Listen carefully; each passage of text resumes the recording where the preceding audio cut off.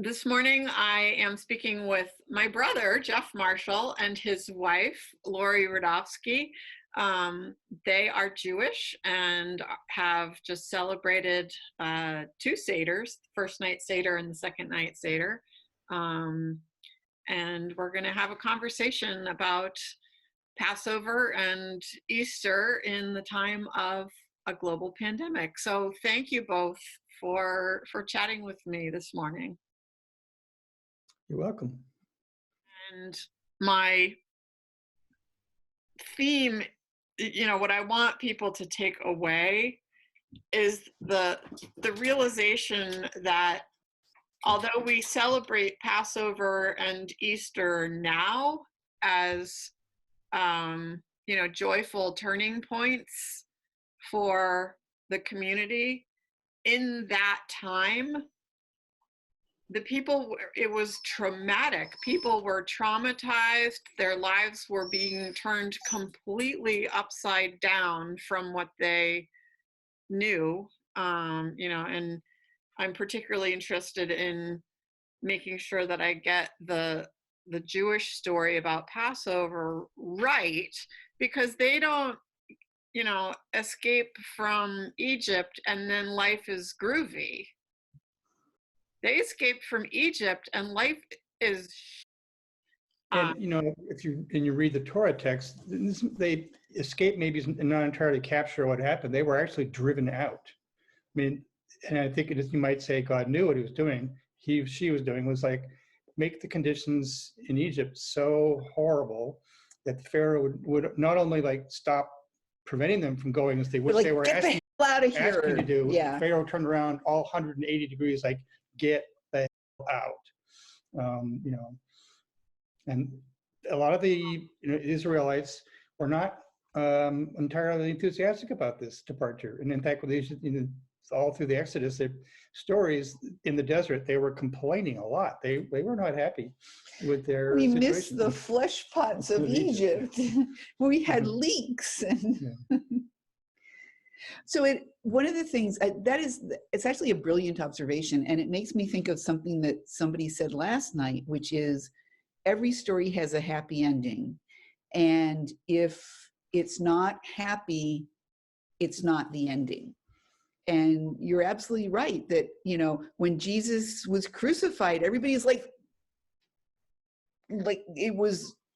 it could not have been more horrible. And when we were chased to the edge of the sea, that was terrifying. Right. And one of the things I love about the Seder is the recognition of injustice that remains, that although that community escaped from that particular oppression by leaving Egypt, that as we celebrate, we still remember those who are in bondage now. And means. And it's not just, we escaped and others are oppressed, but it's like we escaped that time, but we've been oppressed and evicted and fled multiple other times. And there's a really interesting reading, Pour Out Your Wrath for the Gentiles who don't know you, which it's basically a chance to kind of vent our anger at all the people who have oppressed us. Pour out your wrath on them, may your blazing anger overtake them, Psalm 69. Pursue them in wrath and destroy them from under the heavens of Adonai, which is from Lamentations. And yeah, so it's basically like, may all our oppressors be brought to justice. So I'm curious about how your faith informs your reaction to what's happening now, because I'm certainly feeling a rage towards people in power who, it seems to me, have abdicated their responsibility and who are responsible for unnecessary death. Yeah, I mean, in Judaism, protection of life is one of the paramount principles to live by. To save a life, you can destroy a Torah scroll. You can it's it's very, very sacred. So what's happening, I would totally agree. It's like a lot of death. It's just completely unnecessary. And so I find this pour out your wrath to be cathartic, that it gives us a chance to name that rage and to do something that acknowledges it and recognizes the righteousness of it, even though to boil in it is self-destructive. that's part of why as we'll read in a minute, the pour out your love, which is an innovation in some modern Haggadot, is it sort of meant to be a balancing counterpoint to that pour out your wrath. Which is, pour out your love on the nations who have known you and on the kingdoms who call upon your name. For they show kindness to the seed of Jacob, and they defend your people Israel from those who would devour them alive. May they live to see the sukkah of peace spread over your chosen ones and to participate in the joy of all your nations. That's beautiful. And it makes me think of, I've seen signs around our community thanking healthcare workers for being on the front lines and risking their lives to save others, to do their jobs. And it's, I made sure when I went to the grocery store to thank the cashier and the person bagging my groceries for coming to work at a time when it's scary. So the other thing I've been thinking about is the idea of tikkun olam, healing the world, and how our faith informs us both during and after, as we begin to come out of this period of physical distancing, how our faith instructs us to continue the work of tikkun olam in it would be perhaps the Jewish word for it, of building beloved community or bringing God's kingdom, building God's kingdom here on earth in Christianity. And broadly speaking, what tikkun olam means is repairing the world. And probably the word that it might closely relate to it is a Jew is commanded to perform mitzvot. Those are, deeds of loving kindness.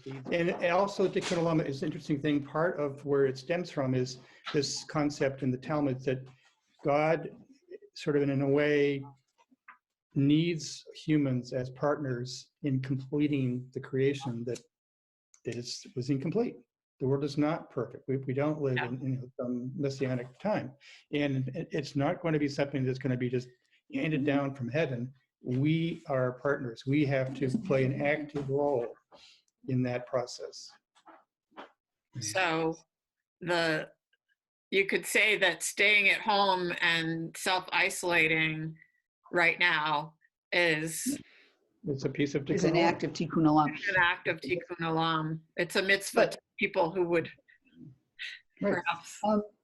But to answer the other part of that question, which is like, how do we create tikkun olam when this is all over, is I think taking the lessons that we have learned about what it's like to be isolated and be able to say, we need to have ways to include people who are isolated, who can't come to services.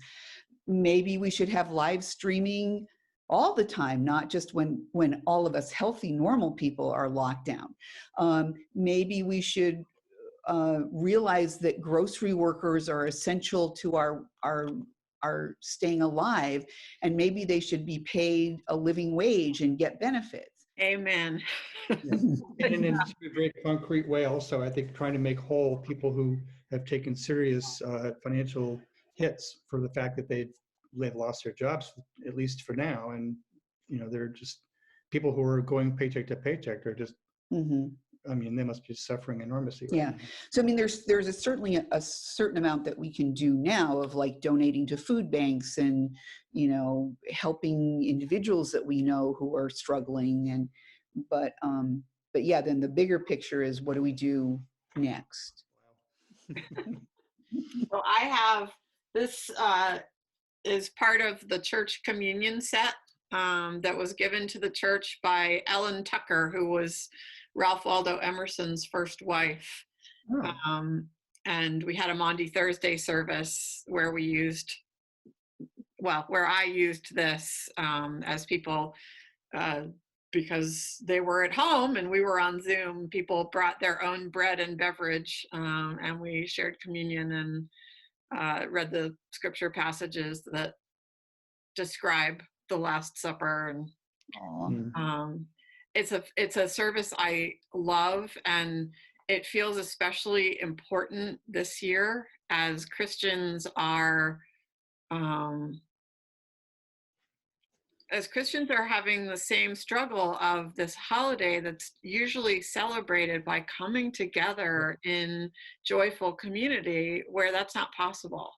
And so remembering the struggle of the first time, like Maundy Thursday, that's a grim, heavy service, and Good Friday is, it's all about loss and grief and acceptance that, things are not always going to go the way we want them to.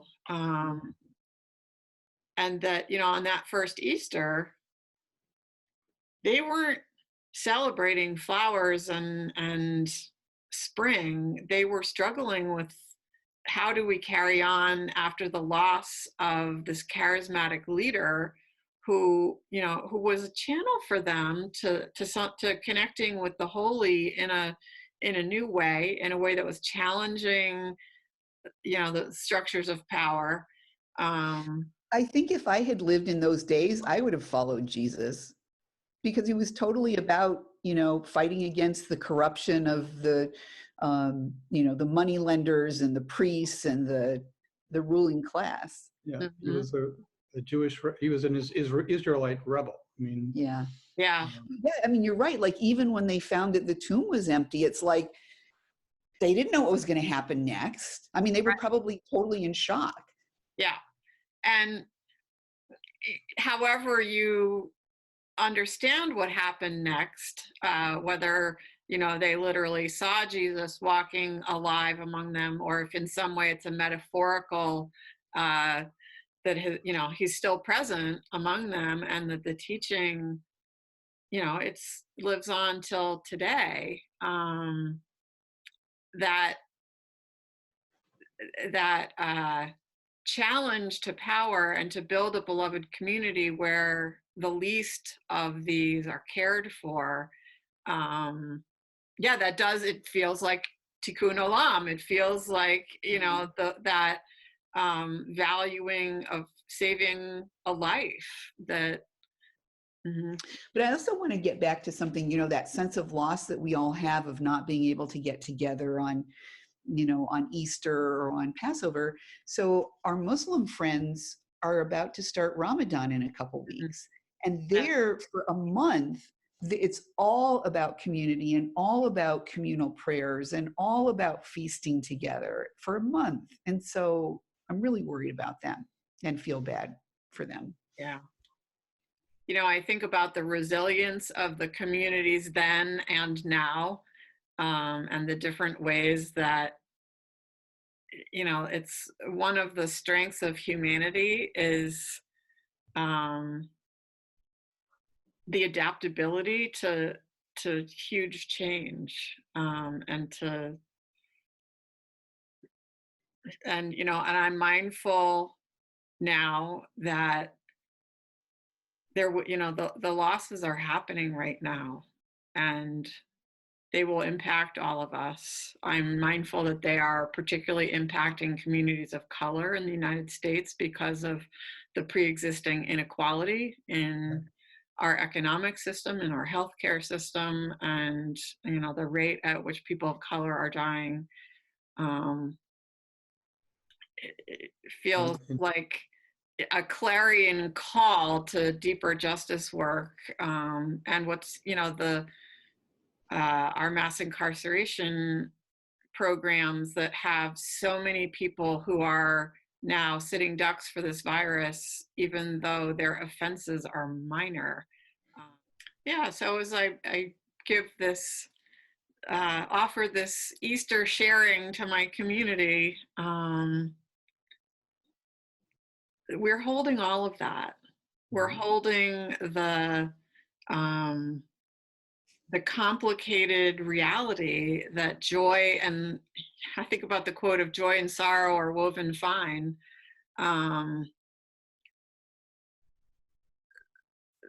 The heaviness is there, the loss is real, and it's true that things will change again.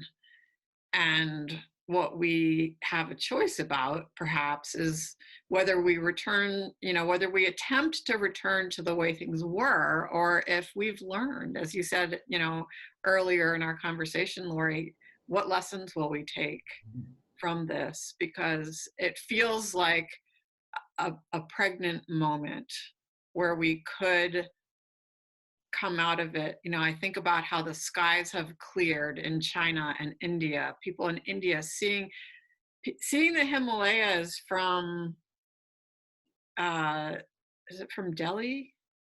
Yeah, I think so. A city in India where, they haven't been able to see the mountains for 30 years. So that there's an entire generation of people who are seeing that for the first time in their lives. The thought of a 30-year-old being able to see that, what will we learn? How will we stop ourselves from clouding the skies again? And it's with hindsight that we're able to say that was a turning point. Mm-hmm. And we're in a turning point now where we can't have hindsight. We're not there yet. Yeah. And that whole thing of every story has a happy ending, and you just need to get further into it. I don't know if I believe that. I think it depends where you cut the story off, because the story, it's a man who has a beautiful stallion, and his neighbor comes over and says, wow, you're so fortunate to have this amazing horse. And the farmer says, well, maybe I am, maybe I'm not, it's too soon to tell. And his horse escapes. Do you know this story? Yeah, and then they come, then his son is on the horse and breaks his leg. Yes, and they come. Yeah, and it's like, oh, this is terrible, this is a tragedy. But then they come through. I think I've heard it as like a Russian story of like, then they come through trying to conscript everybody for war, and his son has a broken leg. Yeah. But I don't know if there's more to the story after that. No, I think that's kind of the moral of it is, or the takeaway is, it's too soon to tell. And it's always too soon to tell, because the story continues unfolding. And we don't know what the next chapter is going to bring. Right. And I think our call as people of faith is to try to influence with, all the love and grit and commitment we can muster, to influence how the story turns out for, does it turn out as a story of a triumph of justice or a triumph of greed? Is it a triumph of compassion or a triumph of cruelty? Here we are, doing our best to have a happy Passover and a happy Easter, and it's too soon to tell. Mm-hmm. Mm-hmm. I think I might have just done the ending. Yeah, I think you just did.